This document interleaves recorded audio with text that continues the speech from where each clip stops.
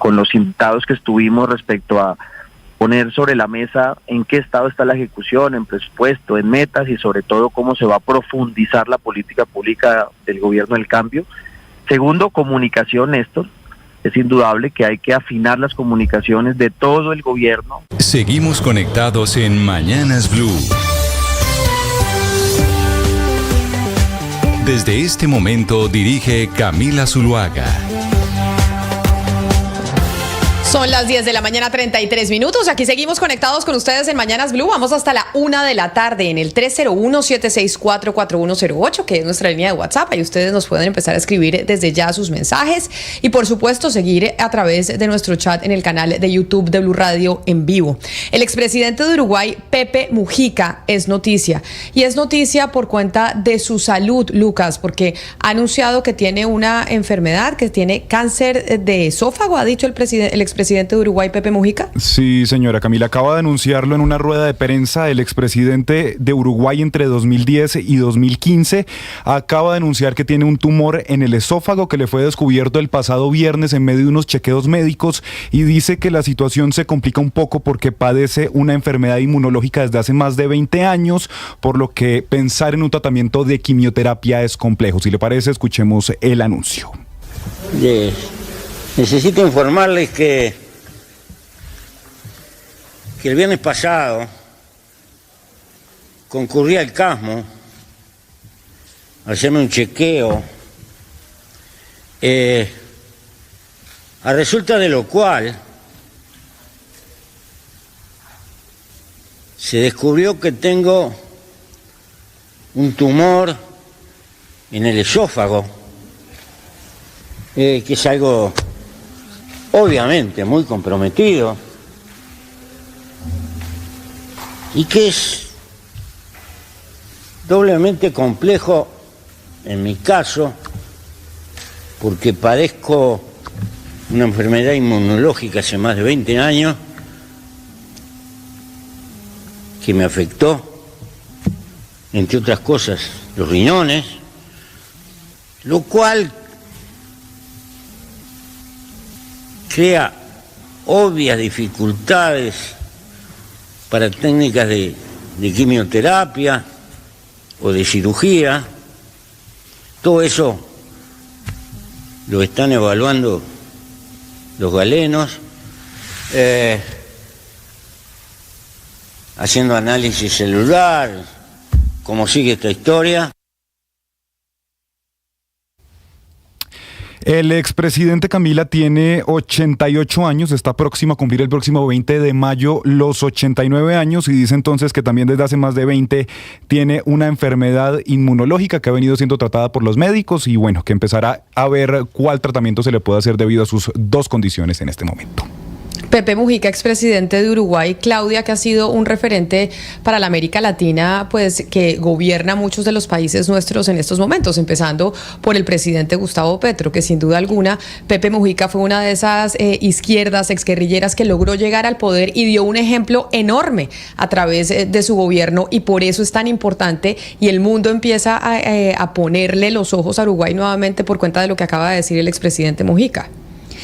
Pues sí, obviamente es una muy mala noticia para los seguidores de Pepe Mujica, que no están solamente en Uruguay, sino en muchas partes del mundo, porque una de sus particularidades es que, a pesar de haber sido un líder, como usted ya lo dijo, guerrillero, cuando llegó al poder, pues sí hay, cuando se hacen los análisis, hace nada más unos días estaba leyendo un artículo al respecto, creo que son 6 personas que fueron guerrilleras que han llegado al poder en América Latina, y la particularidad de Pepe Mujica fue que cuando llegó al poder, pues sí hizo una gran esfuerzo o tuvo un gran compromiso por gobernar para todos, y no como por llegar con un estilo de reivindicación de la lucha de muchas décadas atrás, y más bien comprender que el mundo había cambiado, que la sociedad había cambiado, y que la llegada al poder pues era el reto no de imponer eso que los llevó a la lucha armada, sino de gobernar para todos. Entonces, por eso él tiene seguidores no solo en Uruguay, sino en muchas partes del mundo. Es un hombre que, como Lucas nos decía, pues ya está próximo a los 90 años, y y pues es muy difícil que se le pueda hacer un tratamiento médico, pero sí seguramente, como lo ha hecho sobre todo desde que fue presidente, que cobró más notoriedad, pues invertirá muchas de sus energías en dejar lo que podrían ser, ojalá no, pero los últimos mensajes, sobre todo cuando el continente se mueve en estas polarizaciones ideológicas entre la izquierda y la derecha. Ha sido un gran referente de la izquierda latinoamericana, como usted lo decía, Camila, pero también ha sido un duro crítico de algunos gobiernos de izquierda, como por ejemplo el gobierno de Venezuela, al que criticó duramente en febrero pasado cuando dijo que allí en Venezuela lo que había era una dictadura, un gobierno autoritario, y por eso el chavismo lo juzgó fuertemente. Pero es una pena, Camila, que esta enfermedad esté aquejando a Pepe Mujica, un hombre que lleva para los 90 años, tiene 88, y que a pesar de su edad goza de mucha lucidez. Justamente, Hugo Mario, habló el fiscal general de Venezuela el fin de semana, ¿no? Y dijo que el señor Pepe Mujica había hecho un pacto con el narcotráfico. Dijo el fiscal general Tarek William Saab, que forma parte de la estructura del gobierno chavista, porque además fue parte del Partido Socialista Unido de Venezuela, que todo país que legalice las drogas tiene un pacto con los narcotraficantes. Y dijo que a Pepe se le conoce como alias el Pepe. Y dijo que ese señor, una vez dio el go para legalizar las drogas, pues las muertes y la gente enferma en las calles por la droga, bueno, se duplicó, dándole durísimo al expresidente Pepe Mujica, que como usted bien decía, ha sido crítico de Nicolás Maduro.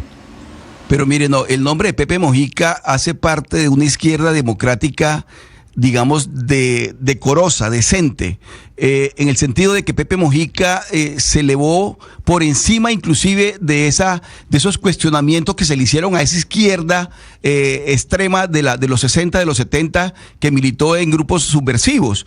De hecho, es Pepe Mujica quien asume la bandera de liderazgo de la izquierda cuando Lula da Silva comienza a vivir su primera crisis, cuando la figura de Chávez comienza a ser decadente. Es Pepe Mujica exactamente quien toma las banderas de la izquierda democrática en América Latina, de tal manera que obviamente que Venezuela hoy en día lo esté cuestionando no significa mayor cosa. El nombre Pepe Mujica está por encima inclusive de esa serie de reproches y de reparos que le están haciendo ahora a aquellos que han sido objeto de sus críticas, además críticas realmente pues, afincadas en una realidad como es el caso venezolano.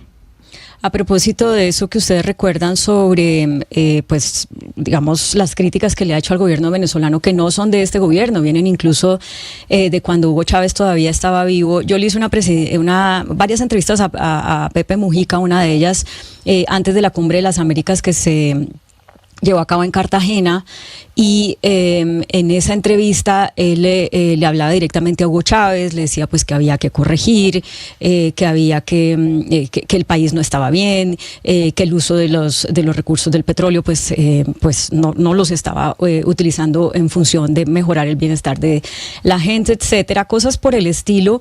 Y recuerdo pues al presidente Chávez pronunciarse acerca de la entrevista y digamos fustigar, llamar la atención de Pepe Mujica, y también que ya no públicamente, pero sí de otras maneras, porque Pepe Mujica tenía planeado un viaje a Venezuela, a reunirse con Chávez. Ese viaje finalmente no se hizo en ese momento, precisamente por esas declaraciones en las que Chávez no admitió las críticas. Y un dato más con respecto a la salud de Pepe Mujica. Él estuvo confinado pues cuando lo tomaron preso por ser guerrillero del movimiento Tupamaro, en 12 años, casi 13 años, entre el 72 y el 84, y fueron unas condiciones de confinamiento pues muy duras. Él narraba, y de hecho hay varios libros sobre eso, que estaba primero en un espacio muy pequeño, segundo totalmente incomunicado, no por meses, por años, y pues él también, me acuerdo que lo contaba en la entrevista y lo ha dicho en muchas otras partes, el hecho de haber estado así pues podía derivar en dos cosas: uno, que se enloqueciera, cosa que no sucedió, y otra, que se volviera pues una persona mucho más filosófica, si se quiere, que es precisamente porque más allá de los claros y oscuros de su gobierno, que como todos los gobiernos pues hay de ambas cosas, por lo que la gente más lo recuerda y le agradece es por esa capacidad inspiradora, porque tiene pues una manera de hablar que no deja indiferente a nadie. Ustedes todos han mencionado de Pepe Mujica la importancia de su rol como presidente de Uruguay, que respalda la democracia, es esa izquierda democrática de América Latina y quizá ese gran referente. Y precisamente uno de los pilares de la democracia y que a veces damos por sentado es la libertad de expresión. Nosotros que trabajamos precisamente como periodistas en los medios de comunicación, uno de los pilares de cualquier sistema democrático es poder expresarnos libremente, y a veces damos por sentado ese derecho, cuando en la mayoría del mundo ese derecho los ciudadanos no lo tienen. Y por eso hay un evento que se lleva a cabo en Washington todos los años que se llama la Cena de Corresponsales. Gonzalo, esa cena de corresponsales que hace la Casa Blanca, en donde el presidente de ese país invita a los que cubren la Casa Blanca, hacen una comida y básicamente le dicen al presidente en su cara todos los chistes que hacen, se maman gallo los unos a nosotros. El presidente Biden le dice a Fox que no son periodistas, a Fox News. Mejor dicho, es un evento que se ha hecho históricamente en la Casa Blanca para festejar esa primera enmienda que tiene la Constitución norteamericana, que es la libertad de expresión, el derecho a poder decir lo que se cree y lo que se piensa. Eso normalmente lo transmiten por televisión. Yo lo pude ver por YouTube. ¿Usted lo vio? Pero Camila, yo vi un pedacito del discurso de Biden que no fue muy largo, creo que duró unos 9 minutos, pero si no me equivoco, Camila, para que las personas tengan referencia en su mente de ese encuentro con la prensa y la Casa Blanca, hay un GIF y hay una imagen importante de Barack Obama soltando el micrófono luego del discurso. Se dio en un encuentro con la prensa, ¿no fue ese, no? Cuando él termina un discurso y él suelta el micrófono como terminé, se finí. Creo que fue el último que dio ante la prensa. En una de las comidas de la cena de corresponsales en la Casa Blanca. Es como si aquí en Colombia los presidentes invitaran a los que cubren Palacio a una comida en donde es una gran cena allá en la capital norteamericana llena de fiestas. Es el momento en que se concentran más, digamos, como estrellas en una ciudad en los Estados Unidos. Y eso fue este sábado. Pero sabe que hay algo que a mí me llamó la atención y yo me sentí muy orgullosa cuando estaba viendo ese video a través de YouTube, cuando estaba viendo la transmisión de la cena de corresponsales, que es un momento en donde se valora la democracia y se valora la libertad de expresión y el papel del periodismo como tal. Hubo un video en donde hubo 30 estudiantes, 30 de 16 universidades de los Estados Unidos que fueron reconocidos por sus logros y por estar trabajando y estudiando en función de eso, de mantener la libertad de expresión. ¿Y cómo le parece que ahí en ese video aparece un colombiano, un estudiante bogotano que está estudiando en una universidad norteamericana? Y a mí me pareció pues fantástico, pero si quiere, oiga, y quienes están conectados con nosotros a través de nuestro canal de YouTube de Blue Radio en vivo, lo pueden ver, porque yo me sentí muy orgullosa como colombiana y como bogotana además de ver a un colega, porque está estudiando periodismo, y también a un compatriota ahí, en ese video de la cena de corresponsales en los Estados Unidos, en la Casa Blanca este fin de semana. Tonight, we congratulate 30 students from 16 colleges and universities around the country. Friday, they received a tour of the White House, received a briefing with senior advisors. Esta noche felicitamos a 30 estudiantes de 16 universidades de todo el país. El viernes hicieron un recorrido por la Casa Blanca, recibieron una sesión informativa con la asesora principal del presidente y recibieron consejos de periodistas que literalmente han estado en su lugar. First Amendment. I'm Amaya Gavika from Boise, Idaho. Alex Wally from Columbus, Ohio. Trinity Webster Bass from Jacksonville, Florida. Chris Konecki, and I'm from Hudson, Ohio. Gabe Castro-Root from San Francisco, California. Catherine Mahoney from Olney, Maryland. Keegan Ward from Orlando, Florida. Juan Pablo López from Bogotá, Colombia. Marika Friedman from Silver Spring, Maryland. Ahí es donde yo me puse feliz. Ya sé que es medio segundo que dice Juan Pablo López from Bogotá, Colombia, pero dije yo qué maravilla estar ahí presentes con uno de los 30 estudiantes que estuvieron dando la vuelta a la Casa Blanca, reconocidos como estudiantes de periodismo. Es decir, siempre hay un colombiano. Yo no vi un venezolano, Gonzalo. Ahí vi un bogotano, un colombiano presente en esa cena de los Estados Unidos de los corresponsales. La Casa Blanca le ha abierto las puertas a los venezolanos, sin duda alguna, pero en esta oportunidad sí hay que aplaudir lo que usted menciona, Camila. Yo sí me quedé con un sinsabor, déjeme decirle, porque lo poco que vi dentro del discurso y luego viene un resumen el día de ayer, oiga, Biden no mencionó absolutamente nada de lo que está pasando en Gaza. Y si bien es cierto, esto no es un encuentro para hablar de temas internacionales per se, sino para hacer un referente a la democracia, él sí mencionó mucho a Donald Trump, lo que está pasando, las Biblias que está sacando a relucir en medio de sus discursos, pero no mencionó absolutamente nada de lo que está pasando en Gaza. Y ese es un punto que se sigue debatiendo, sobre todo en las escuelas, no de periodismo, sino en las grandes universidades en estos momentos en los Estados Unidos. No, usted tiene toda la razón. Ni una palabra, ni de Biden, ni de ningún periodista, ¿no? Cuando allá en la puerta, cero. Allá en Washington, estaban las protestas precisamente diciendo, acá tenemos que generar un alto al fuego en Gaza. En eso tiene toda la razón. Ni una palabra, cero. Ni un periodista, nadie que se refirió a las protestas que estaban afuera y que además los policías estaban pendientes en la calle porque las manifestaciones claramente eran grandes. Porque además, Gonzalo, una de las cosas que está pasando es que se están saliendo de control las manifestaciones en las universidades norteamericanas.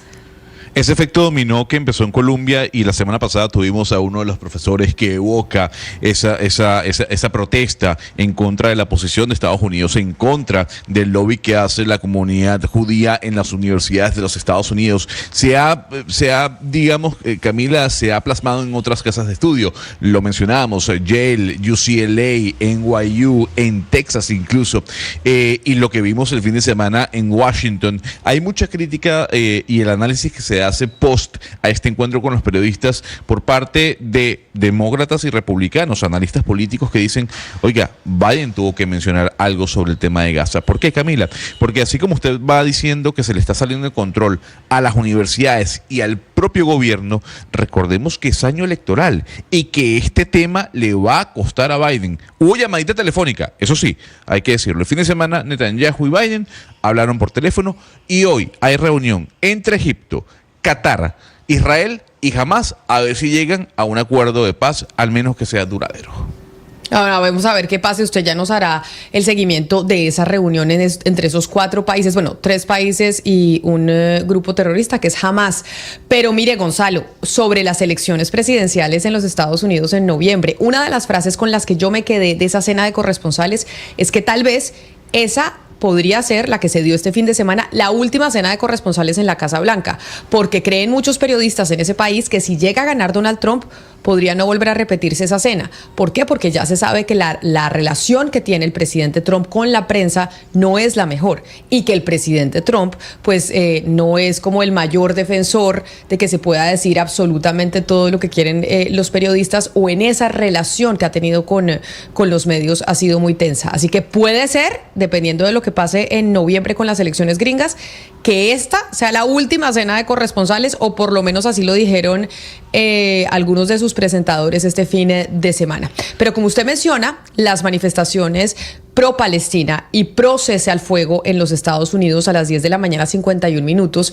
Quiero hablar de un sitio que representa esas manifestaciones en Colombia, del estallido social que tuvimos nosotros hace 3 años. El viernes hablamos aquí con el ministro de Cultura, que nos contaba cómo iba a viajar a Cali, precisamente a Puerto Resistencia, a celebrar los 3 años que se cumplen en nuestro país del estallido social. Y ahí, en esa conmemoración, de la cual hablamos con el ministro, se marcó por cuenta de la expectativa que había de declarar como patrimonio cultural a ese monumento que se erigió por los protagonistas de la primera línea en Puerto Rellena. Nosotros hablamos con Hugo Mario desde Cali, que decía, hay un gran debate, digamos, en la ciudad en torno a que eso se declare como patrimonio cultural. Y Claudia, usted no se aguantó y entonces dijo, yo me tengo que ir a Cali, tengo que ir a Puerto Rellena, quiero ir a ver con mis propios ojos cómo es esta conmemoración.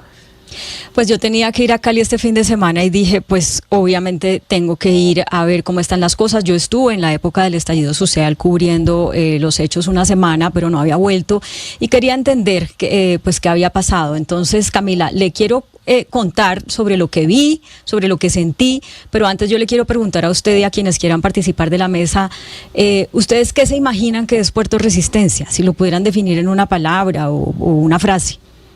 Camila. Es que sabe que no me lo imagino, pero me lo imagino por lo que veíamos cuando se estaban cubriendo las protestas, pues una calle en donde seguramente hay varios grafitis y manifestaciones culturales en torno al mensaje que querían mandar desde la primera línea en el estallido social hace 3 años. Es lo que se me viene a mí a la cabeza. Ya, y Oscar, que está más lejos, ¿qué se imagina que es Puerto Resistencia? Sí, Claudia, es ese sitio que se convirtió en sitio emblemático, punto de encuentro de la protesta caleña. Es un lugar de encuentro, pero además de protesta en una ciudad que venía sufriendo todo tipo de violencia y terminó convirtiéndose en el lugar predilecto para esa revuelta que se produjo en Cali. Bueno, para no alargar la cosa, no les voy a preguntar a los demás, pero les voy a contar. Puerto Resistencia es un separador vial en el suroriente de Cali, que está sobre la autopista Simón Bolívar. Esta es una autopista que tiene 4 carriles en cada sentido. Con eso les digo, pues, para que se hagan a la idea de que es un espacio amplio, que está ubicado en una vía bastante ancha. Quienes nos siguen en Facebook y en YouTube pueden ver el monumento de Puerto Resistencia. Ese separador, como explicaba Camila, fue el epicentro en Cali de uno de los puntos del estallido social. Ahí un grupo de jóvenes decidió crear esta escultura que estamos viendo, que es un antebrazo con una mano que sostiene un cartel que dice Resistencia. Estas imágenes que vemos son del sábado. ¿Qué vi? Lo que ustedes están viendo ahí. Artistas embelleciendo la escultura, que tiene pinturas, tiene rostros de protagonistas del estallido social.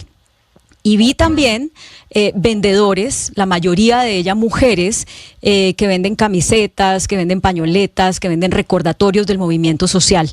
Una de esas vendedoras, mira, aquí estamos viendo los recordatorios, que son pequeños, pues como arcillas, pues objetos de arcilla, emulando la escultura. Una de esas mujeres vendedoras es Cecilia Betancourt, o Ceci, como le dicen todos. Ella es una de las conocidas como madres de la resistencia. 3 años vamos a cumplir resistiendo aquí en este espacio, recuperando el espacio, volviéndolo un lugar que era invisible, volviéndolo visible, volviéndolo turístico. Ya no se le llama separador vial, ya esto no es un separador vial. Puerto Resistencia es un integrador de comunidad, de cultura, de arte. Claudia, la gente tal vez tiene en su cabeza o tenía en su cabeza, gracias por traernos estas imágenes, que Puerto Resistencia podía ser un lugar inseguro o que era un lugar en donde el expendio de drogas era bastante elevado. Y por lo que usted muestra, ¿esto no es así o sí? Pues Camila, a mí no me pareció particularmente un sitio peligroso. He estado en sitios pues que realmente uno siente miedo. Yo miedo no sentí. Tampoco es un sitio ni deprimido ni paupérrimo. Obviamente tampoco es un sitio de gente adinerada, pero tampoco es una zona ni de invasión ni de nada parecido. En los barrios circundantes hay comercios, hay viviendas estrato 2 y 3 y según nos dijeron los propios miembros de primera línea con los que hablé, pues sí hay sitios digamos, oficinas de venta, de expendio de drogas, de microtráfico. Fue evidente también que varias de las personas que estaban ahí presentes pues estaban bajo los efectos de alguna sustancia alucinógena y además pues el olor a marihuana era inconfundible. Sin duda, por eso cuando le preguntamos, por ejemplo, al taxista que nos recogió en el aeropuerto y nos llevó hacia allá, o le preguntamos si iba allá y lo primero que dijo, uy, eso es lleno de viciosos.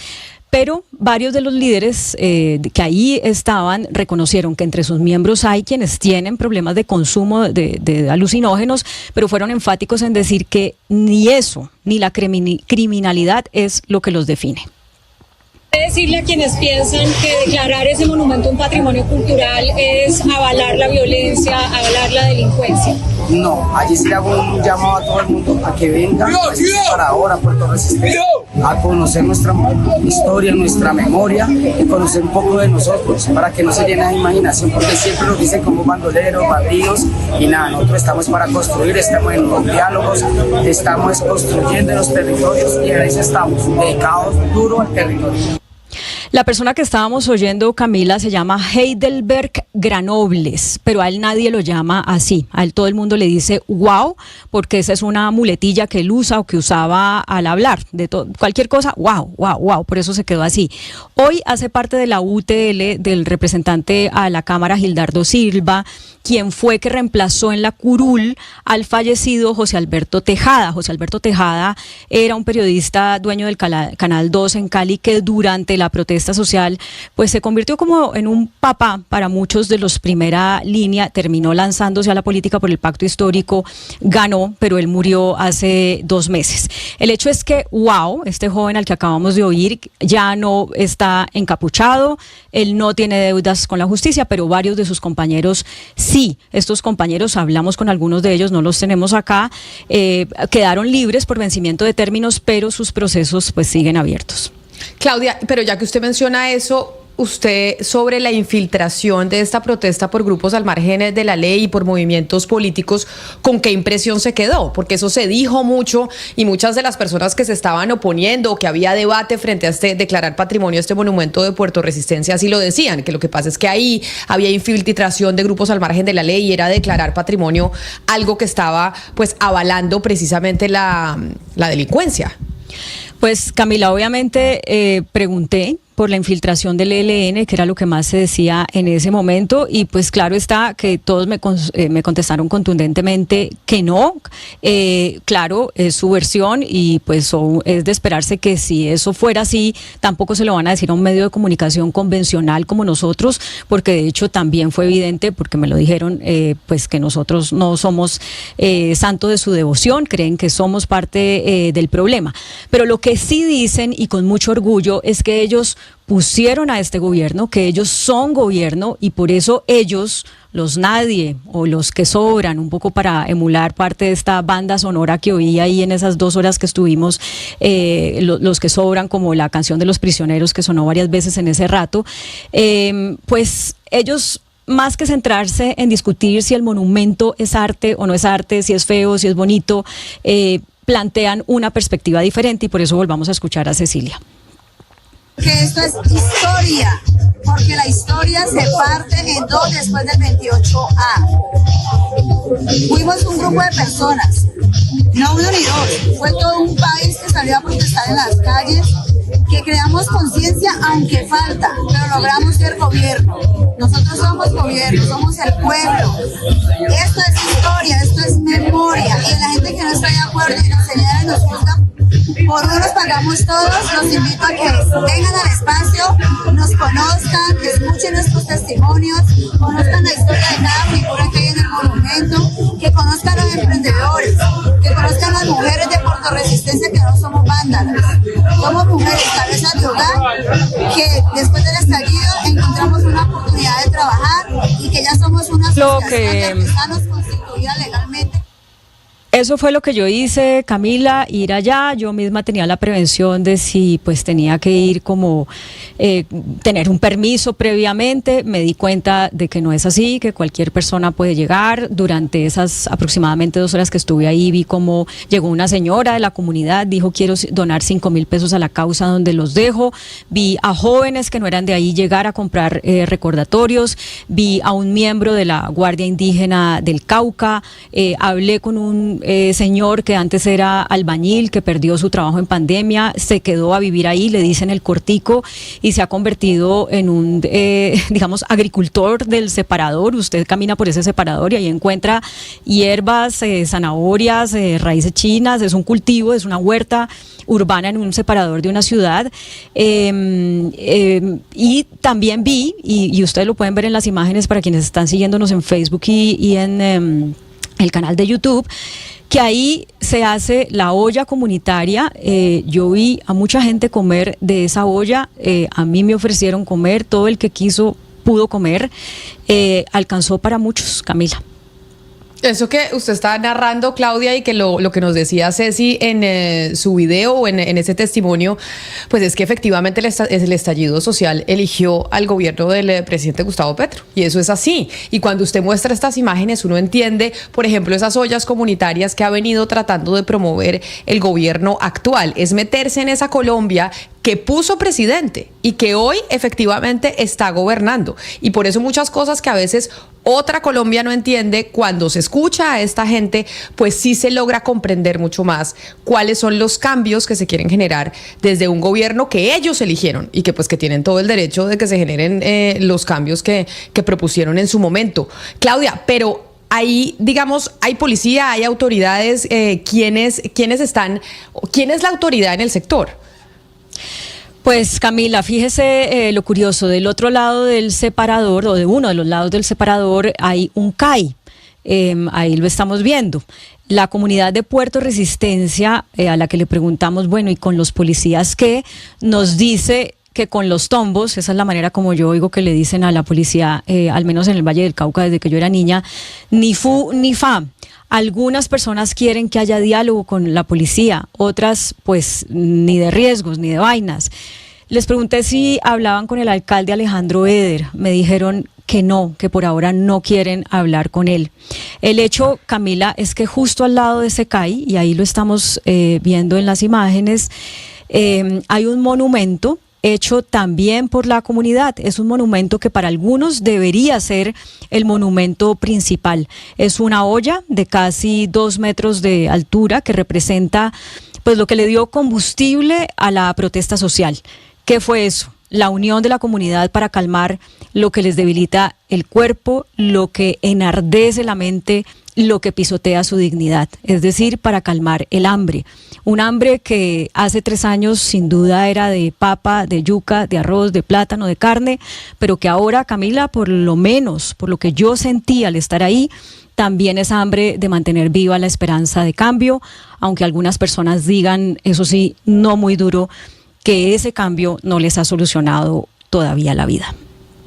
Hugo Mario, a propósito del alcalde de Cali, Alejandro Eder, ¿qué dice el alcalde o qué ha mencionado a propósito de esa celebración del fin de semana que Claudia nos acaba de narrar? Pues Camila, el alcalde Eder no estuvo en Puerto Rellena, como se llama originalmente esa rotonda o glorieta ubicada en el oriente de Cali, pero sí estuvo en el barrio Alfonso López, en lo que se llama o se conoce como La Carrilera, en un evento convocado por los grupos de resistencia para conmemorar los 3 años del llamado estallido social. Y justamente por esa razón, por haber participado de ese evento, le están lloviendo lluvias de críticas al alcalde Alejandro Eder de diferentes sectores sociales de Cali, especialmente, obviamente, sectores políticos de la derecha, que no comparten ese tipo de manifestaciones conmemorativas de este estallido social que algunos llaman, que pues obviamente dejó víctimas, dejó destrucción, dejó vandalismo y dejó sobre todo mucha fractura entre la sociedad caleña. Entonces el alcalde ha salido a responder a las críticas, ha dicho que él desde el 1 de enero lo que está buscando es la reconciliación y el diálogo entre los ciudadanos independientemente de su clase o su condición social, y que como consecuencia de eso, pues lo que está haciendo es apoyar ese tipo de manifestaciones de paz y de reconciliación en diferentes sectores populares de Cali. Por eso acudió a esa celebración que no fue en Puerto Rellena, sino en el sector de La Carrilera en Alfonso López. Camila,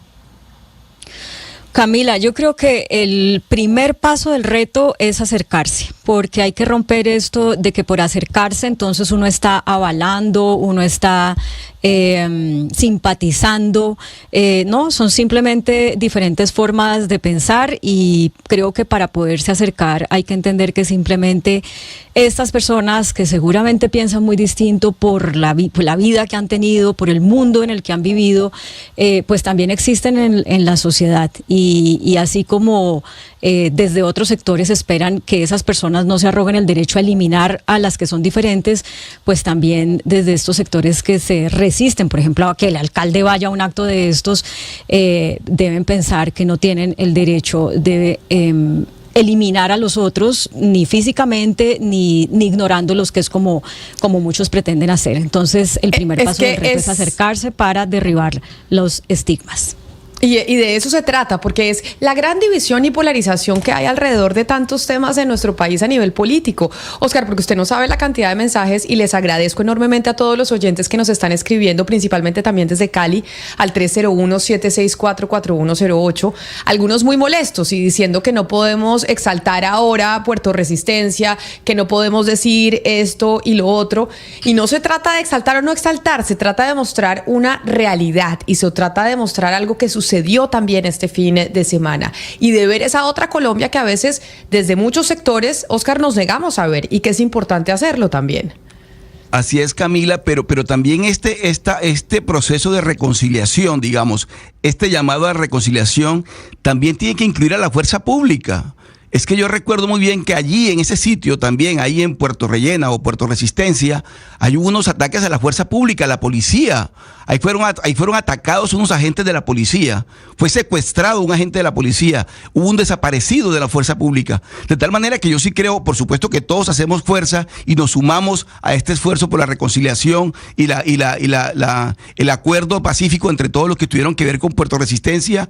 Pero por favor, también incluyan allí a la fuerza pública, que también le tocó en ese momento afrontar a un grupo de violentos, no todos, por supuesto, obviamente, pero a un grupo de violentos que pretendían acabar con un sector de la ciudad. Es que tampoco se nos puede olvidar esa parte. Entonces yo sí creo que la reconciliación no puede dejar por fuera a la fuerza pública y a quienes estuvieron del lado de la fuerza pública también defendiendo a la comunidad. Y ese es un reto que tiene la propia comunidad, ellos lo saben, algunos no quieren hablar con la fuerza pública, otros dicen que sí, y por eso han tenido tensiones entre ellos, y hay una molestia con el actual comisionado para la paz, Oti Patiño, porque ellos, la comunidad, aseguran que cuando estaba el anterior comisionado estaban avanzando en unas mesas de diálogo en las que se estaba justamente debatiendo eso, conversar con la policía o no, pero que cuando llegó Oti Patiño se le quitó relevancia a esa mesa de diálogo, y de alguna manera hoy están un poco solos, o al menos sin el acompañamiento del Estado para poder avanzar en ese proceso. Bueno, es que esa es otra de las cosas que tendremos que hablar a profundidad una vez más, y es la negociación y los diálogos con el ELN, de los que tanto hemos venido hablando durante todo este año. Pero como estamos en Cali y la economía siempre cuando la economía va bien, muchas cosas van bien. Y Sebastián, ya se sabe oficialmente cuándo llega IKEA a Cali. Aquí en Bogotá eso fue todo un evento y todo un acontecimiento cuando IKEA abrió sus puertas. ¿Cuándo abre las puertas en Cali? Sí, Camila, llega IKEA a Cali. Yo creo que va a ser también, no sé si acontecimiento es una palabra muy grande, pero va a ser un momento especial para el comercio. Acontecimiento aquí en Bogotá. ¿Usted se acuerda las filas y el trancón para llegar a IKEA? Sí. Además, acuérdense, eso salía en una canción que después de la Biblia, el catálogo de IKEA es el libro que más se traduce y que más se reparte en el mundo. Salía, creo que en un dato de una canción. Bueno, no sé si hay otros libros primero, pero puede llegar a ser uno de los... No, que le digo, es verdad, después de la Biblia, el catálogo de IKEA. Bueno, no le creo. Entonces, vamos a traducirlo pronto al español. Camila, el 8 de mayo... a las 10:30 de la mañana, Hugo Mario, en el Mall Plaza Cali, en el sur de la ciudad, llega IKEA. Será pues una tienda de 15.000 metros cuadrados, la segunda en el país, como dice Camila, que pues un poco lo que dice la empresa es que después de buenos resultados pues quieren llegar a Cali, aterrizar en esa ciudad, y pues Camila, van a empezar lo que le dije, va a haber 21 salas de exhibición de muebles, donde va a haber 21 salas de exhibición, imagínense, este 8 de mayo a las 10:30 de la mañana en el Mall Plaza al sur de Cali. ¿Y si están emocionados ustedes los caleños, Hugo Mario, o no? Aquí en Bogotá sí, claro. Estábamos, pues, que no cabíamos de la dicha cuando nos decían que iba a llegar IKEA, por eso es que le pregunto que si allá en Cali no. Sí, Camila, sin duda nos alegra que lleguen empresas, que lleguen comercios, que generen empleo, pero además quiero decirle que el Mall Plaza es un centro comercial nuevo, abrió recientemente, ha generado pues una cantidad de visitas y congestión, sobre todo. Está ubicado en lo que antes eran los parqueaderos de la Plaza de Toros de Cañaveralejo. Allí en esos parqueaderos de la Plaza de Toros se construyó ese centro comercial. IKEA es una de las grandes tiendas que hacen parte de este centro comercial, y seguramente el 8 de mayo pues mucha gente va a estar allí pendiente de la apertura de esta tienda. Pero Camila, no nos sintamos mal por querer, como decimos en el Valle, novelerear, porque es que mire, a mí me tocó cuando IKEA llegó a Atlanta, en Estados Unidos, yo vivía allá, Y es lo mismo.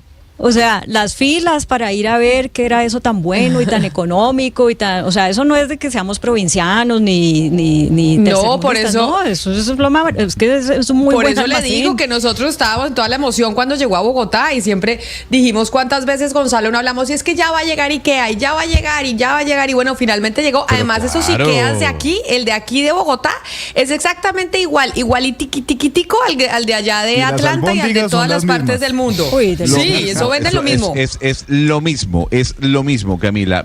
Yo sí puedo sacar pecho de algo de Venezuela. Le voy a decir algo. Porque mientras en Cali inauguran Ikea, Sebastián, en Venezuela inauguraron la tienda Zara más grande de América Latina, ¿no? Y le voy a decir algo. Creer. $300,000 vendió el fin de semana. $300,000. Pero eso es mucho o poco. Es que cuando me hablan a mí así de números, no sé si eso es mucho o poco, porque no sé cuánto venda una tienda de Zara diariamente. Le puedo decir, Camila, según la información que se está dando desde diferentes medios de comunicación, es que el día de su inauguración, o sea, el día viernes, fueron $300,000 nada más ese día de la inauguración. La tienda Zara se había ido de Venezuela por la situación país en el 2000, si no me equivoco, 2017, 2018, me puedo estar equivocando por el año, pero se había ido del país. Inditex vuelve al centro comercial Sambil, que en su momento fue el centro comercial más grande de América Latina, por el año 98. Y abrió esta tienda que, repito, es la más grande de Latinoamérica. Si volvió Inditex, quiere decir que las cosas económicamente en Venezuela van cogiendo un nuevo camino, pero allá llegan unos y hay otros que se van. Nosotros hemos hablado desde el viernes de la semana pasada que General Motors decide cerrar su ensambladora aquí en Colombia. Esta mañana habló el gerente regional de General Motors precisamente para América Latina y decía no tiene nada que ver con el tema del gobierno, de la política, etcétera, etcétera. Tiene que ver con un cambio de comportamientos de consumo, que no estábamos vendiendo los suficientes carros que se estaban ensamblando en estas plantas, y eso hace que uno se pregunte si es que, bueno, una cosa es la economía, ya saldrá ahorita Sebastián a decirme lo que sea, pero otra es si hemos tenido cambios de comportamiento y generacionalmente ahora los jóvenes pues prefieren no comprarse un carro, sino comprarse una bicicleta o tener otro tipo de movilidad, montarse en el Transmilenio, en los buses, transportarse de otra manera, y ya el carro no es esa prioridad que se tenía antiguamente. Andrea María Navarrete es la exgerente de la bicicleta de Bogotá y desde la Secretaría de Movilidad, y actualmente es consultora en género e inclusión social en proyectos de movilidad activa, y nos acompaña hasta ahora porque creo que es una estudiosa del tema y nos puede decir si eso es así. Señora Navarrete, bienvenida. Mil gracias por estar con nosotros hoy aquí en Mañanas Blue. Gracias, buenos días para todos y todas. Las nuevas generaciones, los más jóvenes, ya no quieren subirse al carro, ya no es una prioridad como por ejemplo para la época mía o la de mis papás. Pues creo que estamos hablando de la misma época mía y yo jamás me he subido al carro, por ejemplo. Yo creo que sí hay una tendencia, una mayor tendencia, ya sea porque hay mayores preocupaciones ambientales o porque hay un tema de costos asociados pues a tener un vehículo privado propio, o también hay unos temas de congestión y de falta de espacios de parqueo. Por ejemplo, particularmente la congestión también es un tema que lleva a las personas como a pensar en qué modo de transporte puede llegar más rápido y quizás más seguro. Las mujeres particularmente siempre estamos pensando en la seguridad a nuestros destinos, ¿no? También hay un tema de estilo de vida urbano, ¿no? Hemos decidido pues revisar estos temas de la sostenibilidad, del medio ambiente, del cuidado del aire y demás. Y yo creo que pues ahí también uno piensa si el carro pues es la mejor opción. También hay unos temas relacionados con los cambios en las preferencias de los estilos de vida. También hay unos temas de tecnología y opciones de, por ejemplo, de movilidad compartida que también lleva a las personas a tomar ciertas decisiones respecto a su movilidad cotidiana.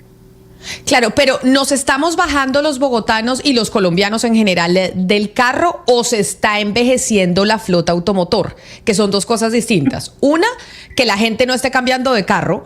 Otra, que la gente esté bajándose del carro y no queriendo comprar carro por preferencia de movilidad y de mecanismo de movilización. Pues mira, yo antes de este espacio revisé la encuesta de movilidad del 2019 y la del 2023 y particularmente el uso del carro bajó en un 2.71% respecto a estas dos encuestas. Entonces creo que sí hay una tendencia pues a no usar el carro. No sé si es porque la gente no está actualizando su carro, porque la gente está prefiriendo pasarse al transporte público, porque por ejemplo el uso modal de la bicicleta sí aumentaron los viajes hechos en bici. Teníamos un aproximado 880,000, tenemos 886,000 en la encuesta actual. Aumenta también el uso del transporte público, pero también particularmente aumenta el uso de la moto. Y por ejemplo, ya en los estudios de género y en una investigación que hicieron en una medición que hizo la Secretaría de Movilidad y Sensata, encontraron que, por ejemplo, la preferencia de las mujeres ahora es a subirse a la moto. Entonces, su preferencia por evitar violencias basadas en género está en el uso de la motocicleta. Entonces, yo creo que hay como varias lecturas, no solamente que la gente simplemente no quiera actualizar el modelo de su carro, sino que hay unas lecturas muy particulares en relación pues a lo que hablábamos de los modos de los estilos de vida, las preferencias de las personas, en estos temas de género, pues en qué modo de transporte me siento yo más segura. Sí, sabemos que por ejemplo en bicicleta hay una brecha grande del uso de la bicicleta en mujeres, sabemos que las mujeres caminan más y usan más el transporte público, entonces hay muchas formas de análisis y muchas orillas de análisis donde nos podemos parar para darle Andrea. Respuesta pues a esto. Señora. Andrea, esta pregunta se la voy a hacer porque es que usted pues no solamente fue gerente de la bicicleta en Bogotá, sino que actualmente usted está haciendo un doctorado en ingeniería en la línea de transporte en la Universidad de los Andes, y cuando uno ve que cierra una fábrica como esta, emblemática, que se acaban 600 empleos, pues uno dice, o por lo menos yo me pregunto, ¿Cómo pueden estas industrias que pues por años promovieron, hicieron el uso del carro, hicieron vehículos para seguir aportándole a una sociedad que está cambiando, pues empatizando también con que es que la pérdida de 600 empleos y de toda esa inversión no es poca cosa para el país?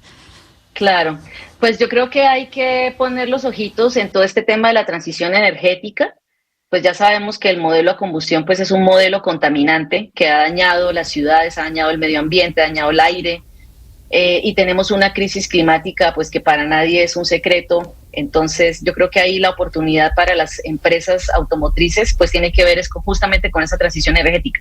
Ahora, el trancón es el mismo con carros a combustión o con carros eléctricos, pero el impacto sí es menor. Entonces yo creo que ahí ya hay una oportunidad de estos concesionarios, estas empresas, como a revisar cuál es la línea actual para, digamos, mitigar el cambio climático y si realmente esta transición energética es una posibilidad dentro de esta industria.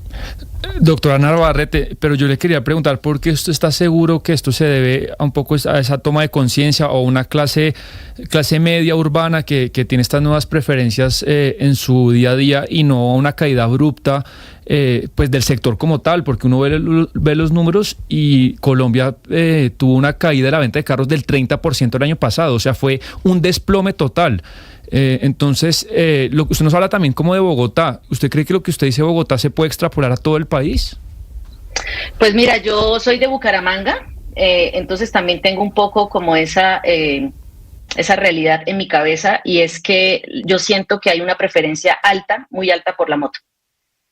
Y también sabemos lo que significa pues comprar una moto, ¿no? Entonces es más económico que comprar un carro, quizás sea un poco más fácil, entre comillas, la fluidez en el tráfico vehicular.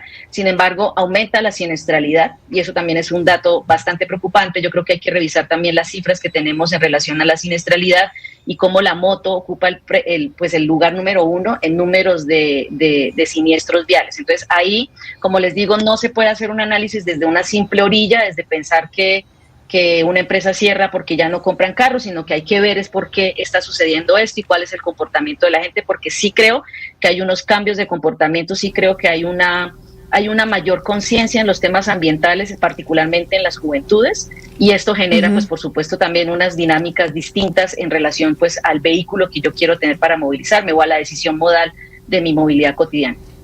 Claro, eso en temas generacionales, pero también, por ejemplo, no sabe la cantidad de mensajes que estoy recibiendo en nuestra línea de WhatsApp 301-764-4108 y nos dice un oyente, por ejemplo, que quien quiere comprar carro en Bogotá con pico y placa, donde lo quitan a uno 2 o 3 días la posibilidad de movilizarse y tiene que pagar impuesto y SOAT completo. Esas medidas como el pico y placa, que además los cambian en Bogotá, la gente queda un poco desubicada, ¿generó que la gente se bajara del carro? Yo creo que sí desincentiva el uso del carro particular. Pero no, digamos, no puedo entrar como a decir que es una mala medida, una buena medida, porque claramente yo creo que sí tenemos que tener otras conductas de movilidad cotidiana cuando sabemos que pues este modelo centrado en la combustión, en el carro particular, en que una sola persona va en un carro, en un tema de distribución del espacio público, pues es un modelo que ya no funciona cuando tenemos unas alertas asociadas con el cambio climático, como con la congestión vehicular y demás. Claro, Andrea, pero ahí llama la atención lo siguiente, porque son las nuevas generaciones las que levantan las banderas en contra, por ejemplo, de la minería y de la extracción, pero a su vez son esas generaciones las que levantan las banderas en cuanto a la transformación eléctrica. Y sin minería no podemos tener, digamos, los dispositivos para desarrollar la tecnología eléctrica. Entonces, ¿esa no es una contradicción? Es un tema de regulación, eso hay que revisarlo muy bien, porque sí, claramente pues el litio sale de algún lado, eso no sale de la nada, y eso implica unas actividades extractivistas que pues sin duda alguna también generan un detrimento. Eso toca hacer una revisión, una regulación, sin duda alguna. Andrea, usted nos dijo al principio, yo no sé si le entendí mal o si fue una exageración, que usted nunca se ha montado a un carro. Pues me imagino que se estaba refiriendo a que usted nunca ha comprado un carro, pero pues todos tenemos que usar un carro en algún momento para ir al médico, yo qué sé, si está lloviendo no podemos salir en bicicleta. ¿Cómo se moviliza usted o qué deja de hacer, qué hace, digamos, el ciudadano promedio por cuenta de ser como tan coherente con esa manera de pensar? Pues bueno, particularmente yo tengo como vehículo principal la bicicleta. Me muevo cuando llueve, o sea, me pongo una capa y tengo elementos que cuidan mis cosas de pues que se mojen, y evito, pues si el aguacero es así súper torrencial, pues claramente espero a que pase, a que baje para movilizarme.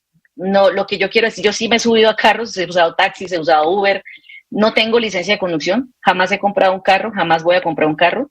No creo que mi decisión sea algún día moverme en un carro particular, me muevo en transporte público, camino y me muevo en bicicleta. Mi principal medio de transporte es la bicicleta y pues de hecho pues no tengo ninguna excusa como para decir es que está lejos, es que está lloviendo, es que la pendiente, porque pues llevo más de 20 años movilizando, o sea, fue mi primer medio de transporte y ahí me quedé. Yo me muevo todos los días en bicicleta y yo siento que cuando uno se adapta a esa decisión de transporte, pues lo que hace es vivir en consecuencia de eso. Entonces, si yo soy usuaria del carro particular y sé que hay unas congestiones vehiculares y demás, pues yo ya sé qué parte de mi vida se va, de tiempo de mi vida se va a ir en ese, digamos, en la congestión vehicular. Si soy ciclista, ya sé que puede ocurrir que va a llover o que puede ocurrir que el sol es inclemente y que también tengo que cuidarme.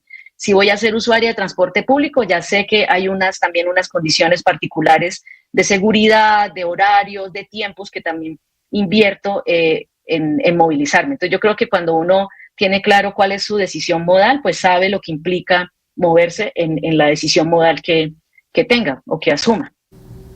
Pues Andrea María Navarrete, exgerente de la bicicleta de Bogotá, nos parecía importante también hablar de esa óptica, y es si es buena o es mala noticia que ya no se vendan tantos carros. Y yo le preguntaría a usted, creo que desde su óptica, porque no todos tenemos que estar de acuerdo en ese sentido, ¿es bueno que no se vendan tantos carros ahora en Colombia? Pues yo sí creo que es bueno para la ciudad que disminuya la presencia de los carros particulares en las vías. Lamento mucho por la brecha laboral que se va a generar pues al cerrar una industria en Colombia, y seguramente pues ahí habrán mujeres también, por ejemplo, vinculadas, que van a tener que pues buscar espacios laborales por su autonomía económica, pero sin duda pues no necesitamos más carros en las vías. Pues es Andrea María Navarrete, exgerente de la bicicleta de Bogotá. Mil gracias por estar con nosotros hoy aquí en la línea. Un feliz resto de día para usted. Gracias, buen día. Camila, pues yo sí quedo un poco como sorprendido con la entrevista, porque yo no creo que haya datos para asegurar lo que la entrevistada está diciendo, que los colombianos de manera masiva en todo el país ahora deciden irse para otro lado. Tenemos un desplome enorme en la venta de carros en un año muy recesivo, en un año en el que muchos sectores de la economía cayeron, en un año en el que subimos de las tasas de interés recordemos, del 0% está la tasa de interés en la pandemia, una medida que toman muchos países para mover la liquidez, al 13%. Eso lo vemos en el sector de la construcción, también el sector de la construcción está desplomado. Entonces, si fuéramos un país rico donde la gente de pronto puede decir, oiga, yo o compro un Tesla, o me voy en metro, o me voy en helicóptero, pero no compro carro y me voy en bicicleta, yo digo, bueno, entonces las preferencias de la gente se van a la bicicleta. Pero este es un país donde estoy seguro que por su mal servicio público mucha gente quisiera comprar carro, y mucha gente, sobre todo en zonas urbanas donde es muy complicado llegar a las ciudades en carro y donde no hay buenas calles, y yo no creo que la gente no quiera tener carro. Tenemos un desplome del 30%. Entonces, pues no me convenció la entrevista, y respeto ese punto de vista, que estoy con usted, hay que ir a todo el mundo, pero esta caída brutal del sector automotriz yo creo que es por la recesión económica y por las tasas de interés, porque para la gente es muy complicado comprar de un carro. Oiga, ¿cuánto vale? 50 millones, los tengo acá en el banco. No, pues la gente lo compra a crédito, y el crédito pues se disminuyó mucho por las tasas de interés.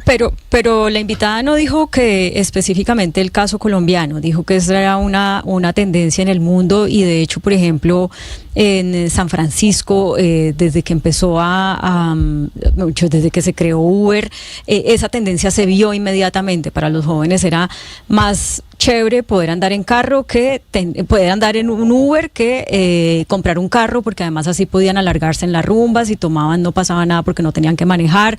Entonces, a mí sí me parece que ese es primero, que ella no se refirió solamente al caso colombiano, sino general, y segundo, que si cuando General GM Colmotores decide salir de Colombia porque la planta que inauguraron hace menos de 2 años solamente la están utilizando al 9%, no sé qué otro dato uno quiere para entender que pues hay unas decisiones que seguramente no están motivadas solamente por el estilo de vida a favor del medio ambiente, sino por esas razones económicas que Sebastián además está diciendo, pero no se puede desconocer que los jóvenes piensan diferente a por ejemplo, a la generación mía. Sí.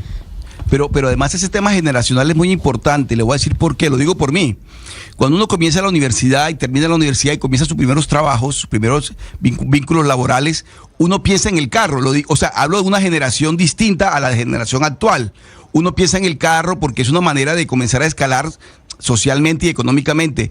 Y luego uno dice, con el carro yo voy a comprar mi apartamento. Es decir, uno dice, yo vendo mi carro y me va a servir de cuota inicial más unos ahorros para comprar apartamento. Es decir, todos esos cálculos que hacía uno en otra época con el carro, hoy en día desaparecieron. Esos cálculos, los jóvenes de hoy en día están pensando más bien, yo voy a viajar, me voy para Europa, voy a hacer un posgrado en tal parte, y no los cálculos que hacía uno en una época que decía, me compro el carro y luego del carro compro el apartamento y comienzo a seguir más adelante. Es decir, eso generacionalmente, sin duda alguna, estamos hablando de tiempos completamente distintos a los actuales, a los tiempos pasados. Pero yo sí estoy de acuerdo con Sebastián. El tema del dinero importa mucho. Y le doy un ejemplo, Claudia. Vámonos para los Estados Unidos. Sí, digamos que es casi que un continente aparte de América Latina. Es una economía completamente distinta a la colombiana. Pero yo la traigo a Panamá. El crecimiento económico que ha tenido Panamá durante estos 3 primeros meses del año en parte ha sido por el tema automotriz. Y es que la llegada de los vehículos chinos a Panamá ha sido disruptiva completamente. Han acaparado todos los concesionarios en la ciudad capital. Y el crecimiento se da porque los vehículos chinos cuestan 30-40% menos que un vehículo de las marcas tradicionales, un Chevrolet, un Mitsubishi, un Toyota, y eso le da accesibilidad a esa persona que vive en una zona vulnerable, a ese joven que no tiene la capacidad de comprarse un Toyota, de poder tener su vehículo también. Entonces, sí, en Estados Unidos tal vez los jóvenes pensarán de manera distinta, pero al lado de Colombia, en Panamá, el crecimiento económico de este año que viene viviendo el país, viene dado por la llegada de los vehículos chinos y por la activación económica que dan los precios de estos carros.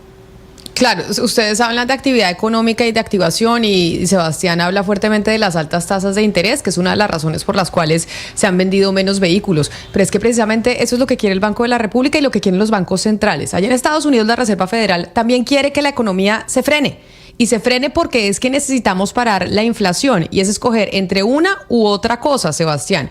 Y precisamente eso que está pasando del frenazo de la economía es lo que se estaba buscando para poder frenar la inflación. Quiere decir que la política monetaria está surtiendo su efecto, que claro, que genera el tema de los despidos, que se genera desempleo, pero ¿qué es peor? Es lo que toca escoger. ¿Qué es peor? Usted es banquero central, ¿y qué hace? ¿Usted qué dice? No, yo no estoy criticando al Banco de la República y de acuerdo, tenía que hacerse eso. Porque como lo dio como principal argumento Claro, que las tasas de interés altas es lo que está generando la crisis. Es que eso es lo que están buscando. No, claro, pero es que oigo a la invitada a decir que bueno, que siente mucho por los empleos, porque la gente está, las motos y tal, y yo pues oigo a la gente de la industria, a las empresas, y uno ve que la tasa de interés es muy importante para un frenazo, porque si fuera un cambio de tendencia cultural, uno dice, bueno, en este año se vendieron 10 carros, el próximo 9, 8, pero esto es un desplome del 35%, y yo no estoy criticando al Banco de la República. Después discutiremos porque en Colombia la inflación fue más alta que en otros países y bajó más lento que en otros países, pero el Banco de la República, de acuerdo con usted, está haciendo lo que hay que hacer, y según sean las señales que mañana es reunión y hay decisión de política monetaria, pues reducirá las tasas o no.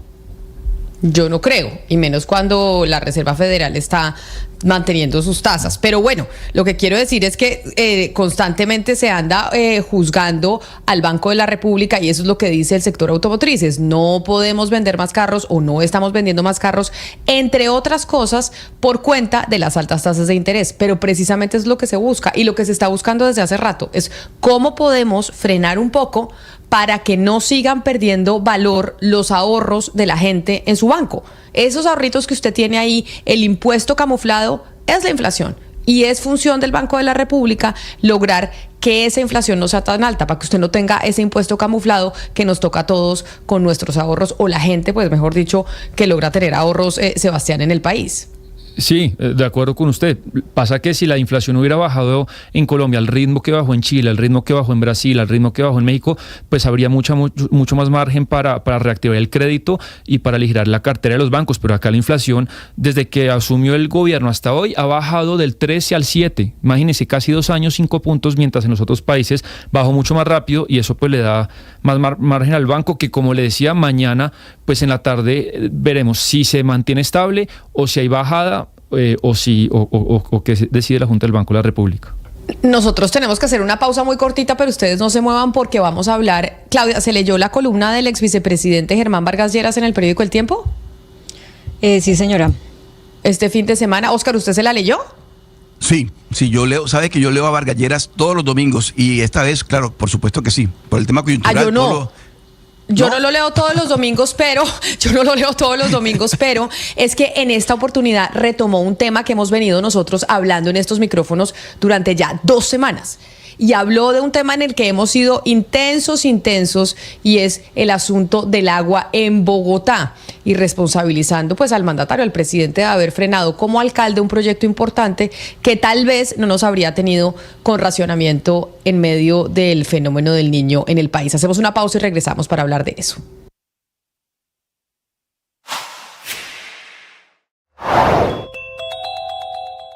¿Cuál es la impresión del representante a la Cámara, David Racero, luego de la cumbre en Paipa? Eso fue lo que nos contó en Mañanas Blue. 3 resultados ante los cuales estuvo siempre la conversación en estos 2 días. El primero, temas de revisión de la ejecución.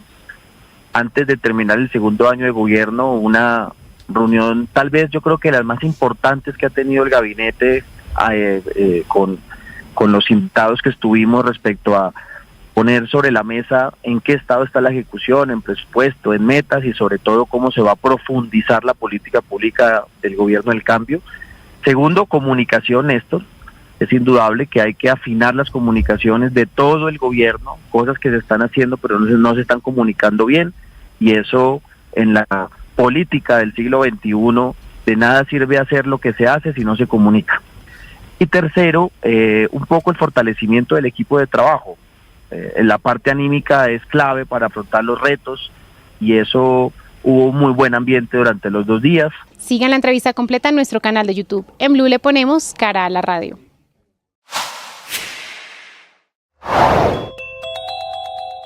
El gobierno nacional tiene que tomar ya una decisión para avanzar con el ELN. Lo que está en juego es la continuidad de la Mesa Nacional de Negociación, que está suspendida. Definir el camino ya se lo pidió esa guerrilla al gobierno, al que acusó de no jugar por encima de la mesa y de comentar, que es la columna del ex vicepresidente Germán Vargas Lleras en el periódico El Tiempo. ¿Y por qué vamos a hablar de eso? Porque nosotros llevamos 2 semanas hablando de cuáles son las verdaderas razones por las cuales estamos teniendo racionamiento de agua agua en Bogotá. Si de verdad se debe al fenómeno del Niño o se debe a una negligencia en las decisiones que se tomaron desde la empresa de acueducto de la ciudad en diferentes administraciones en la alcaldía de Bogotá.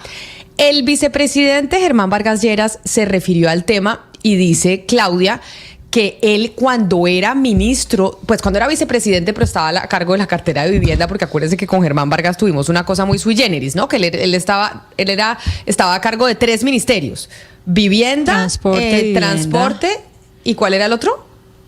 Había otro. Ay, no sé. Pero bueno, el hecho es que tuvimos una cosa sui generis y era que él era como que le entregaron esos 3 ministerios a Germán Vargas para que estuviera con Santos en la campaña presidencial y Santos se pudiese reelegir.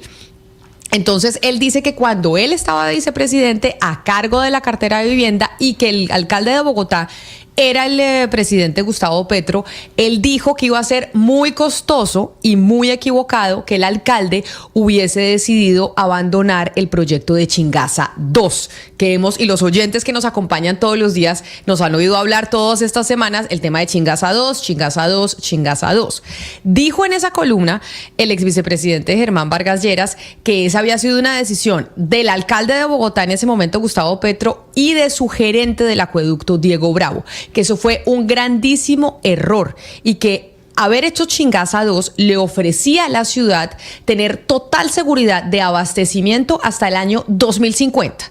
Hay mucho debate alrededor de si se debe construir Chingaza 2 o no. Y por eso nosotros el 23 de abril, o sea, ya hace 2 semanitas más o menos, hablamos con Noel Valencia, que fue gerente del acueducto y fue quien hizo el empalme entre la administración de Claudia López y la administración de Carlos Fernando Galán. Y él nos dijo que en un estudio que le entregaron a la administración del alcalde Galán, le recomendaron, o lo que se mencionó que lo mejor para la ciudad era precisamente eso que dice el ex vicepresidente Germán Vargas, hacer Chingaza 2. Cuando nosotros llegamos, el proyecto simplemente era eso, un proyecto conceptual, no había avanzado porque tiene muchísimas restricciones ambientales o contradicciones ambientales, como tú lo dices. Efectivamente había sido rechazado porque los organismos ambientales pues no están de acuerdo con el proyecto, y lo que hicimos nosotros fue hacer un nuevo estudio que determina efectivamente que se requiere pues tener un embalse plurianual en Chuza. Eso lo dejamos listo y hay que empezar a trabajar con consultas previas, con estudio de impacto ambiental, con factibilidad, pero es importante que todos los organismos, no solamente en el distrito, sino a nivel nacional, porque aquí entran las autoridades ambientales, la CAR, la ANLA, pues sean conscientes de que efectivamente se requiere un embalse plurianual. Es fundamental que se empiece a trabajar, que lo pongamos como un proyecto, que hagamos mesas de trabajo y que empecemos a trabajar, pues porque hay que sopesar eso. No se trata de seguir creciendo Bogotá, ni siquiera es por eso, porque pues Bogotá necesita asegurar el agua para la gente que ya tiene. No se trata de seguirlo creciendo, sino que pueda hacer frente a estos fenómenos extremos del clima. Eso nos decía Noel Valencia, quien hizo el empalme con la administración de Carlos Fernando Galán, con el acueducto de Bogotá, con la doctora Natasha Bendaño. Al día siguiente, nosotros hablamos con Diego Bravo, que fue el gerente del acueducto de la administración de Gustavo Petro. Y ahí vemos, pues, como hay una opinión radicalmente opuesta, incluso a la que plasma el ex vicepresidente Germán Vargas Lleras en su columna sobre, oiga, no, es que no se puede hacer Chingaza 2 en Bogotá. Esto fue lo que nos dijo el exdirector Diego Bravo. Cuando yo llegué a la CAR hace 30 años, había mucha agitación en torno de la ampliación de la oferta que tenía en la mira dos fuentes. Chingaza, para la siguiente Chingaza, que son varios, no solo 2, y Sumapaz. Lo que se estimaba entonces era que para el año 2004 tendríamos un consumo de más o menos 25 metros cúbicos de agua por segundo. Pues esos pronósticos no se dieron, pero yo quiero decirle también que no tenemos ese problema de infraestructura. A mí me parece que lo que ha ocurrido es un problema de gerencia y de administración. Yo no puedo comprender cómo hemos llegado a estos niveles de Chuza y San Rafael sin que se hubiera advertido. Eso decía Diego Bravo. quien era el gerente del acueducto en la administración del presidente Gustavo Petro cuando era alcalde. En últimas, tuvimos ahí 2 gerentes de acueducto, pero también hablamos con quien es el director de la CAR en estos momentos, Alfred Ballesteros, que no decide absolutamente nada sobre Chingaza. No está en manos de la CAR decidir si se hace Chingaza 2 o no, ni tampoco en dar un concepto ambiental. Eso le corresponde a la agencia, a la ANLA, la Agencia de Licencias Ambientales. Pero él sí nos dijo que él, en términos ambientales, no estaría de acuerdo con que se hiciera Chingaza 2. Quiere decir que quizás nos demoramos en hacer los estudios que hizo la anterior administración de soluciones y de sistemas alternos, y que estamos demorados hoy en abordar las soluciones para toda la cuenca, que estamos demorados en entender que los ecosistemas se han degradado, que tenemos que hacer inversiones conjuntas desde el gobierno nacional, distrital, departamental, porque lo que tú dices es cierto. Hoy somos muy vulnerables, no solo en el acueducto de Bogotá, sino yo creo que en todo el territorio nacional. No estamos preparados para esta nueva realidad que nos impone la variabilidad y el cambio climático, y tenemos que prepararnos y construir los planes de acción y empezar a priorizar este tema por encima de muchas otras necesidades que pueda tener el Estado colombiano. Entonces ahí está el debate, Sebastián, y es hacer Chingaza 2 sí o no. Ahí vemos una posición que es la del ex vicepresidente Germán Vargas, que cuando estaba a cargo de la cartera de vivienda decía: es un error frenar Chingaza. Con Chingaza garantizamos el consumo de agua para los bogotanos hasta el 2050. El presidente Gustavo Petro como alcalde y Diego Bravo lo frenaron, dijeron: eso es un ecocidio, eso no se puede hacer, y lo frenaron. Y de hecho hoy, si usted oyó lo que dijo Diego Bravo, coinciden en decir: acá lo que tenemos que hacer es seguir con las campañas de bajo consumo, que los colombianos dejemos y los bogotanos dejemos de consumir tanta agua, y frenar la expansión en la construcción en la ciudad, en el norte de la ciudad. Acá vemos que casi todos los grandes proyectos pues tienen dificultades o obstáculos ambientales. También depende, Camila, pues de la prioridad que tenga cada alcaldía y cada gobierno. Vemos que cuando un proyecto es prioridad para algún gobierno, se pueden quitar ciertas cosas, como por ejemplo vimos el viernes pasado que quitaron la obligatoriedad de licencia ambiental para los proyectos férreos. Por ejemplo, si un gobierno lo quiere hacer para que Chingaza tenga mayor celeridad, lo puede hacer. El otro camino es el que usted dice, porque le quiero compartir un dato. También es que los colombianos, no sé si mal acostumbrados es la palabra, pero pues por la naturaleza, por Dios o lo que sea, tenemos bañada nuestra topografía de enormes recursos hídricos. Somos el país de la OCDE que más consume agua per cápita. Es decir, tenemos muchísima agua porque es muy barata, y porque es muy barata porque tenemos mucho. Ahí en el cuadro, Camila, eso está medido por metros cúbicos consumidos al año por habitante. Es de todo el agua que se extrae dividido por el número de habitantes. Espéreme, Sebastián, porque aquellos que no están conectados a nuestro canal de YouTube no saben que usted nos está mostrando en estos momentos un cuadro. Quienes lo quieran ver se pueden conectar a Blue Radio en vivo, en donde se ve el consumo de agua en los diferentes países miembros de la OCDE, y en donde por mucho nosotros consumimos más que el resto. Sí, por habitante al año. Es decir, cada colombiano, obviamente hay personas, son entre los de más altos recursos, que consumen más que otros, pero esto es un promedio. Pero digámoslo, el promedio sería otra discusión. Estamos en 1.988 metros cúbicos por persona al año. El segundo es Perú, Camila, en 1.682. Imagínense, países tan ricos o desarrollados como por ejemplo Japón, Australia, España, están en 622. Es decir, 1/3 de nuestro consumo per cápita al año. Entonces, es una bendición de la naturaleza lo que tenemos, y la pregunta es, yo creo que el debate que usted plantea es muy interesante, es: ¿aumentamos con más embalses, o lo que tenemos lo administramos mejor, sea con mayor cultura del gasto, o la otra es pues que sabemos que con más altos precios, que esa es la otra manera de disciplinar el consumo?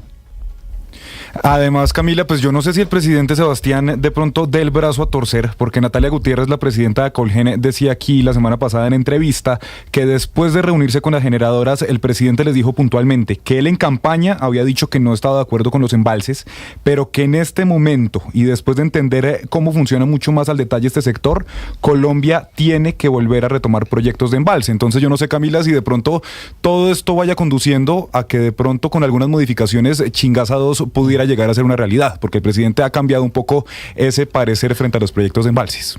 Es que por eso yo traía a colación, Lucas, la columna del ex vicepresidente Germán Vargas, porque nosotros hace 2 semanas estamos diciendo: ¿hay que hacer Chingaza 2, sí o no? Lo cierto es que esto que nos pasó ahorita con el racionamiento que ya vamos a empezar la 3ª semana, se habría podido evitar. porque el fenómeno del Niño siempre iba a venir. Claro que es más duro, por supuesto, pero esto que estamos viviendo lo habríamos podido evitar si hubiésemos tenido administraciones en el acueducto de Bogotá que hubiesen hecho las cosas que se tenían que hacer, no sé cuál, si es ampliar Chingaza 2 o no, hacerlo de la planta de Tibitoc para que fuera más eficiente a la hora de hacer la limpieza del agua, etcétera, etcétera. Pero acá hubo cosas que se pudieron haber hecho y no se hicieron. Y por eso estamos hoy con el tema de los racionamientos. El peligro no ha pasado, Camila. El peligro no ha pasado porque, como dice Juan Ricardo Ortega, si este tema no se soluciona, por ejemplo, en el tema de transmisión, Bogotá y otros centros del país se pueden quedar apagados en 2 o 3 años. Entonces, si hay un problema de infraestructura, si hay amenazas para el futuro, y lo otro es que ya le hemos dicho muchas veces, pues aumentar la oferta de energías renovables, que eso le puede quitar estrés al tema hídrico. Son 2 cosas, ¿no? En Bogotá el tema del recurso hídrico, el agua, pero también el tema de energía, porque con agua se produce energía en nuestro país en su gran mayoría. Pero como usted dice, Juan Ricardo Ortega dice que todavía estamos con riesgo de no tener energía, por ejemplo, en Bogotá, si no se hace la construcción de obras de transmisión. Igual el presidente Gustavo Petro ya anunció que íbamos a volver a venderle energía a Ecuador. O sea, él ya dijo, vamos a volver a venderle energía a Ecuador. Lo que quiere decir es que sí estamos un poquito más allá que acá, Sebastián. O sea, que sí es grave la situación, por supuesto, pero si ya estamos vendiendo de nuevo a Ecuador, es que ya estamos un poquito respirando fuera del agua. Pues pareciera que entre el ministro Camacho y el presidente creen que ya es prudente volver a establecer esa conexión. Le cuento que las reservas de embalses ya están en el 32% y pues eso le dio, no sé si tranquilidad y margen al presidente para reanudar esa exportación, que el viernes pasado, digamos, la interconexión debido a los bajos embalses y a la poca fluidez de energía que se estaba mandando, la interconexión se bloqueó, y lo que dice el presidente es que la quieren reanudar para los próximos días. Le leo lo que trinó el presidente hace un par de horas. Haciendo revisiones técnicas, ya estamos a punto de volver a vender energía a Ecuador y ayudar a resolver sus problemas de racionamiento. La integración energética es fundamental para ser resilientes en la crisis climática. Ha habido, Sebastián, conversaciones en los últimos días entre ambos ministerios precisamente por eso de la interconexión, porque Colombia, pues claro, paró el suministro de energía, pero cortó la línea. Y desde Ecuador inmediatamente dijeron, por favor, no lo hagan porque pues no nos están dando energía, pero esta línea nos ayuda a regular el voltaje y ante los bajonazos que tenemos, esto puede conllevar a un apagón total en nuestro país. Finalmente, Camila, esto llegó a buen término y ayer Colombia volvió a conectar la línea pues que tienen estos 2 países. Antes de irnos a una pausa, porque nos vamos a ir para España, hay una noticia de último minuto y es Nicolás Ramírez. Están denunciando que se desaparecieron 11 militares en el Sumapaz, en los límites entre Cundinamarca y el departamento del Meta. Hola Camila, muy buenos días. Sí, mire, desde ayer a las 4 de la tarde informan desde fuerzas militares que una escuadra de reconocimiento táctico se desapareció en límites de la localidad del Sumapaz y el departamento del Meta. Desde esa hora están sin comunicación, no se sabe de ellos, todavía no se puede confirmar si es un secuestro o si es una desaparición por falta de comunicación. Sin embargo, confirman desde el Ministerio de Defensa que en pocos minutos sale un pronunciamiento oficial sobre estas 11 personas. Le cuento, estaban 10 funcionarios del ejército colombiano y un subteniente que estaban patrullando por esa zona. Como le digo, no se puede confirmar que sea un secuestro, sino una falta de comunicación. En minutos estaremos ampliando la información con lo que dice el Ministerio de Defensa. Vamos a ver qué dice el Ministerio de Defensa, Nicolás, porque recuerde usted que el año pasado hubo una reunión, si no fue una, fueron varias, entre la alcaldesa de Bogotá, Claudia López, el gobernador del Meta, Juan Guillermo Zuluaga, y Nicolás García, gobernador de Cundinamarca, precisamente por esa situación del Sumapaz, porque decían que en ese punto ya estaba tomando demasiada fuerza los grupos al margen de la ley que podrían incluso llegarse hasta Bogotá.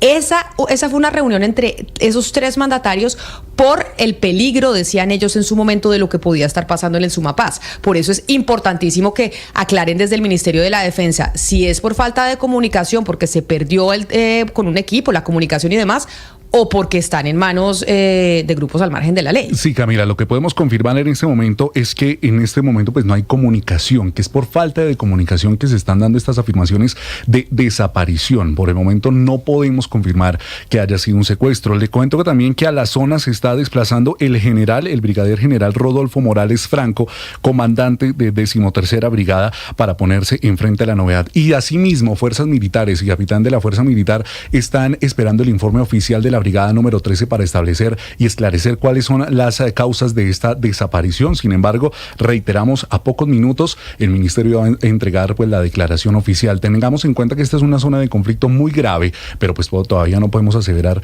si es un secuestro o simplemente se trata de una desaparición por falta de comunicación, Camila. Estamos pendientes de usted, Nicolás. Nosotros vamos a hacer una pausa muy corta y regresamos porque nos vamos para España, el novelón político que se está viviendo en, como llamaban muchos antiguamente, la madre patria.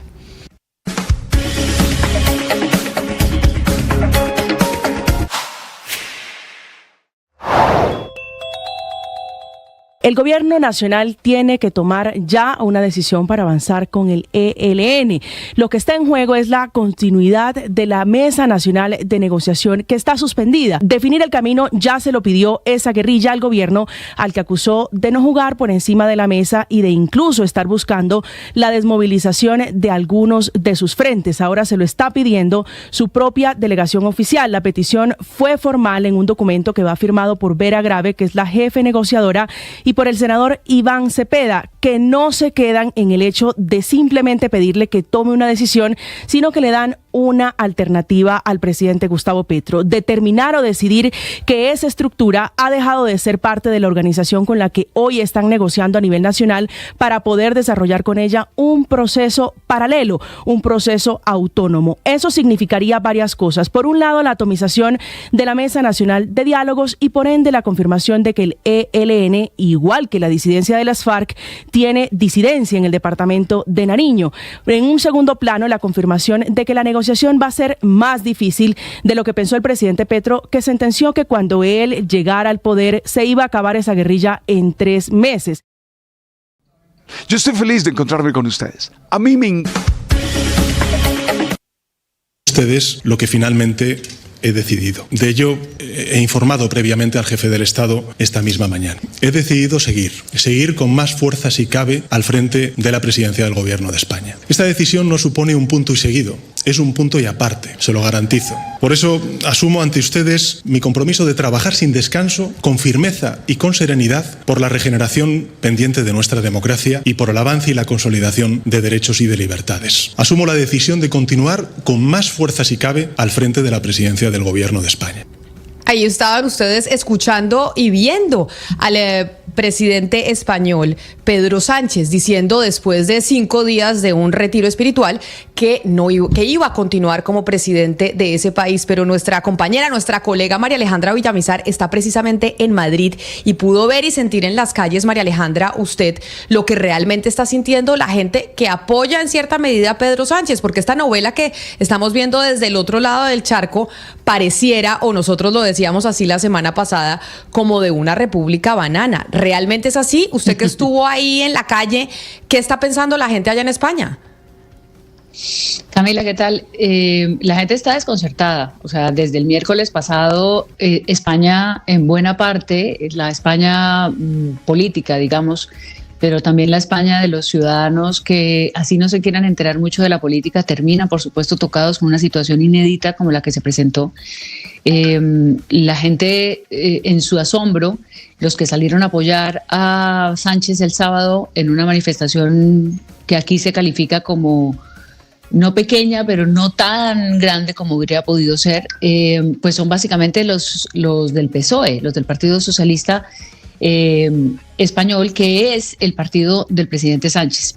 Y salieron a apoyarlo porque de alguna manera el expresidente Zapatero dijo hay que hacer una movilización ante esta carta, pero por supuesto que no conformes con lo que estaba pasando. Un poco la pregunta es, ¿pero qué le está pasando a Sánchez y por qué escribe una carta de amor, pero con un tinte político? Porque claramente decir el presidente del gobierno que se va a retirar 5 días para pensar si continúa o no en el gobierno, por supuesto creó una crisis muy, muy de fondo. Y yo creo que la gente todavía, pese a hoy a que ya se supo el misterio, y es que Sánchez se queda, como muchos lo predijeron, pues está la duda de si esto realmente era algo que en el ámbito personal lo estaba afectando verdaderamente en su vida, o si fue una jugada más de Sánchez que juega duro, sí. María Alejandra, él, como usted lo menciona, en su carta habla de la esposa y dice, confieso que estoy enamorado. Y en su discurso, si quiero, oigámoslo, él dice que él y su esposa saben perfectamente que la campaña de descrédito que hay en contra de ellos, pues no va a parar, pero que eso no es lo más relevante. Mi mujer y yo sabemos que esta campaña de descrédito no parará. Llevamos 10 años sufriéndola. Es grave, pero no es lo más relevante. Podemos con ella. Lo importante, lo verdaderamente trascendente, es que queremos agradecer de corazón las muestras de solidaridad y de empatía que hemos recibido, de todos los ámbitos sociales. Lógicamente me van a permitir un agradecimiento especial a mi querido Partido Socialista. Ese tema, Camila, justamente es el que se está debatiendo hoy desde muy temprano. La radio y la televisión en España estaban contando las horas, los minutos, pusieron contadores en las pantallas. Faltan 2 horas, faltaban 3 horas y 50 minutos y 40 minutos. Parecía como un fin de año, ¿no? Esperando las campanadas para que a las 11 de la mañana, primero dijo que a las 12 y luego que a las 11, saliera Pedro Sánchez a dar su decisión sobre si se quedaba o se iba de la presidencia del gobierno. Pero lo que supone este tema de la esposa es que, primero, el origen de todo esto es que un juez la semana pasada, el mismo miércoles que se conoció la carta, aceptó una causa, que es una denuncia puesta por Manos Limpias. Bueno, ustedes habrán dado la noticia, así que no me extiendo mucho en eso. Manos Limpias es una organización que no tiene muy buena reputación, es más ligada a la derecha, pero no tiene muy buena reputación de todas maneras, y aún así, pues eso sorprendió porque el juez aceptó llevar este caso. Eso fue lo que produjo la carta de Sánchez, digamos, soportado en una crisis familiar y en decir no aguantamos más esta campaña de desprestigio, que viene además de fondo ahora el tema de la libertad de prensa, porque los medios aquí están justamente muy sensibles alrededor de qué es lo que el presidente quiere decir cuando habla de la regeneración democrática. Pero bueno, no termino de hablarle de la esposa. Es que él invoca a la esposa, invoca la tranquilidad familiar, invoca la dignidad y que no todo se vale, pero hoy, al decir que siguen, los ataques van a seguir y que ellos los pueden soportar, una de las preguntas es, bueno, ¿y qué cambió entre el miércoles y el lunes? Si lo van a soportar y lo siguen soportando después de 10 años. Entonces, ¿el tema si era político o no? Esa es la pregunta que se están haciendo. María Alejandra, el presidente Gustavo Petro, cuando hace 5 días el presidente Sánchez puso esa carta, dijo, se solidarizó y dijo que un poco aquí en Colombia las cosas pasaban de una misma manera, que había un descrédito y un desprestigio hacia la familia presidencial. La pregunta es, ahora que el presidente Sánchez decide quedarse, ¿son creíbles o no son creíbles las denuncias que hay en contra de su esposa? ¿Y se pueden seguir haciendo las denuncias? ¿Los jueces van a seguir adelante con las investigaciones? ¿Los medios de comunicación seguirán? ¿O esto habrá servido para frenar todo ese proceso en contra de su esposa? Los medios, y comienzo por ahí, están haciéndose justamente la pregunta sobre la libertad de prensa en medio de una democracia joven como la española, porque justamente la mirada y el dedo indica a los periodistas y a los medios que estaban publicando las noticias sobre su esposa. Se mezcla las denuncias que se han hecho, se están mezclando con una idea de difamación o de noticias falsas, y son dos cosas diferentes. El juez aceptó la causa, será en medio del juez, es el número 41, que eso aquí ya está volviéndose un tema, digamos, que está en boca de todo el mundo, tiene que sustentar si hay o no mérito para continuar la investigación, pero lo definirán los jueces. Entonces lo que se dice hoy es si Sánchez, que aparentemente hoy comienza una serie de anuncios de las medidas que llevarán a esa regeneración democrática, tiene que ver algo con la justicia y tiene que ver algo con la prensa. Esas son las grandes preguntas sobre este punto que él dice no es un punto seguido, sino un punto aparte, lo que ha pasado en estos 5 días. Pues las causas tienen que seguir, digamos, hasta donde la justicia las decida que tienen o no tienen mérito, pero las investigaciones periodísticas, el director del Confidencial que ha estado hoy, el editor que ha estado hoy saliendo en todos los medios, sustentando las denuncias que han hecho, dicen, ni siquiera nos han rectificado, nunca nos han pedido un cambio de una sola palabra de la información, solamente menciona un titular de una de las noticias, pero dice que la esposa del presidente nunca ha negado, ni el presidente ha negado las afirmaciones. ¿Qué son qué? Son cartas de recomendación para que les dieran unos subsidios públicos a unos empresarios. No se les está acusando de corrupción, es decir, de quedarse con dinero. Se está hablando desde un conflicto de intereses y se está hablando obviamente de un